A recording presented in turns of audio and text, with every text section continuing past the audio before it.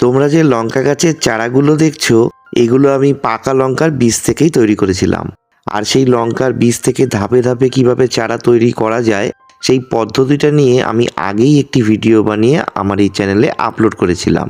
তোমরা যারা এখনও সেই ভিডিওটা দেখোনি তাদের জন্য আই বাটনে লিঙ্ক দিয়ে দিলাম, চাইলে তোমরা দেখে নিতে পারো।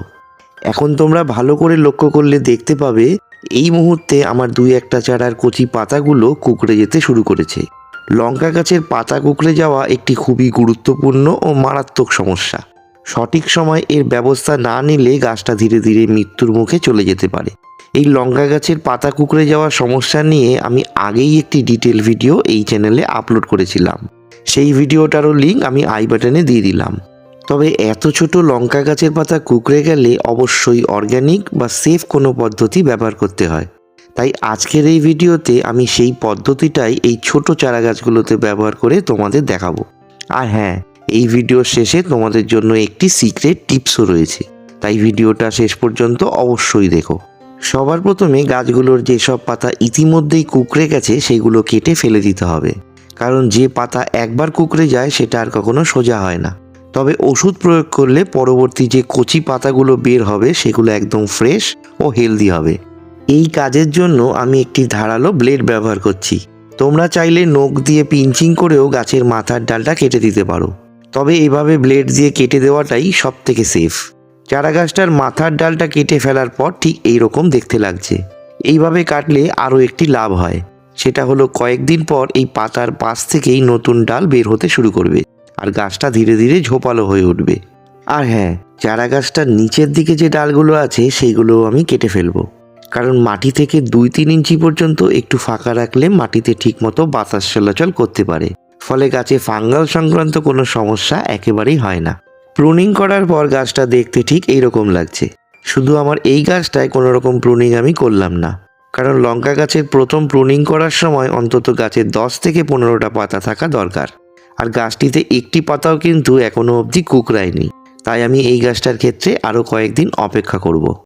তোমরা নিশ্চয়ই দেখতে পাচ্ছ আমি আমার সব গাছগুলোতে প্রুনিং করে ফেলেছি। এবার আমি গাছগুলোতে কিছু খাবার আর ওষুধ দেব, যাতে এরপর যে পাতাগুলো গজাবে সেগুলো একদম হেলদি হয়। এই মুহূর্তে আমার হাতে তোমরা যে জিনিসটা দেখছো সেটা হলো NPK 19-19-19। এটি একটি রাসায়নিক সার, যার মধ্যে নাইট্রোজেন, ফসফরাস আর পটাশিয়াম এই 3টি উপাদান সমান পরিমাণে রয়েছে। যে কোনো চারা গাছের প্রাথমিক পর্যায়ে এই সারটি খুবই উপকারী। যেহেতু এটি একটি রাসায়নিক সার তাই অবশ্যই মেপে ব্যবহার করতে হবে। বেশি হয়ে গেলে যেমন গাছের ক্ষতি হয়ে যেতে পারে, তেমনি কম হলে গাছের কোনো উপকারই আসবে না। তাই এখানে আমি 1 লিটার জলের জন্য 1 চা চামচের 4 ভাগের 1 ভাগ অর্থাৎ প্রায় 1 গ্রাম NPK 19-19-19 নিয়েছি। এই সারটি জলে খুব সুন্দরভাবে গুলে যায়। এবার এই সারটি এক এক করে সব গাছের গোড়ায় প্রয়োগ করব। যে কোনো সার গাছের গোড়ায় দেওয়ার আগে চেষ্টা করবে মাটিটা একটু খুঁচিয়ে আলগা করে নিতে, এতে সারটা মাটির সঙ্গে ভালোভাবে মিশে যাবে। এবার সার মেশানো জলটা গাছের গোড়ায় ঢেলে দেবো। এই সারটি তোমরা 10 থেকে 15 দিন অন্তর তোমাদের গাছে ব্যবহার করতে পারো। এটা তো হলো গাছে খাবার দেওয়ার কথা। এবার চলো দেখে নিই লঙ্কা গাছের পাতা ঠিক করার জন্য স্প্রেটা কিভাবে বানাতে হবে। আমার হাতে এখন যে জিনিসটা তোমরা দেখছো সেটা হলো গন্ধক। এই গন্ধককে বলা হয় অর্গানিক পেস্টিসাইড। এটি তোমরা তোমাদের কাছাকাছি যে কোনো হার্ডওয়্যারের দোকানেই খুব সহজে পেয়ে যাবে। দাম পড়বে প্রায় 100 গ্রাম 50 টাকা মতো।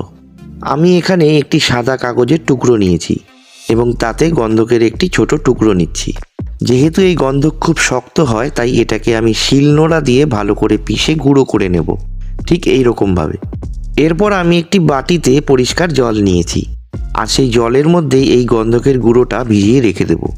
গন্ধক দিয়ে স্প্রে তৈরি করতে হলে এভাবে 1 থেকে 2 দিন সেটা জলে ভিজিয়ে রাখতে হবে। সাথে সাথে স্প্রে বানালে গন্ধক জলের সাথে ঠিকমতো মিশবে না। এবার আমি এই জিনিসটা ছাদের এক কোণায় রেখে দেবো। 2 দিন পর জিনিসটা দেখতে ঠিক এই রকম হয়েছে। গন্ধক হয়তো জলের সঙ্গে পুরোপুরি গলে যাবে না, তবে গন্ধকের যে গন্ধটা জলে মিশে যাবে সেটাতেই কাজ হয়ে যাবে। এইবার আমি এই মিশ্রণটা একটি ছাঁকনির সাহায্যে একটি মগে ছেঁকে নেব। তারপর একটি হাফ লিটার বোতলে কিছুটা জল নিয়ে তার সঙ্গে ছেঁকে নেওয়া গন্ধকের জলটা মিশিয়ে নেব। তাহলেই তৈরি হয়ে যাবে একটি অর্গানিক স্প্রে তোমাদের লঙ্কা গাছের জন্য। এই স্প্রেটা তোমরা তোমাদের ছোট বড় যে কোনো গাছে 10 থেকে 15 দিন অন্তর করতে পারো। পরের ভিডিওতে আমি তোমাদের দেখাবো এই গাছগুলোর কতটা গ্রোথ হলো আর পাতার কুঁকড়ে যাওয়ার সমস্যাটা ঠিক হলো কিনা। তার সাথে এই গাছগুলো বড় করে তুলতে গেলে এরপর গাছগুলোতে কি কি যত্ন ও পরিচর্যা করতে হবে সেটাও ধাপে ধাপে ভিডিও বানিয়ে এই চ্যানেলে আপলোড করতে থাকবো। তাই চ্যানেলটা সাবস্ক্রাইব করে আমার সঙ্গেই থেকো।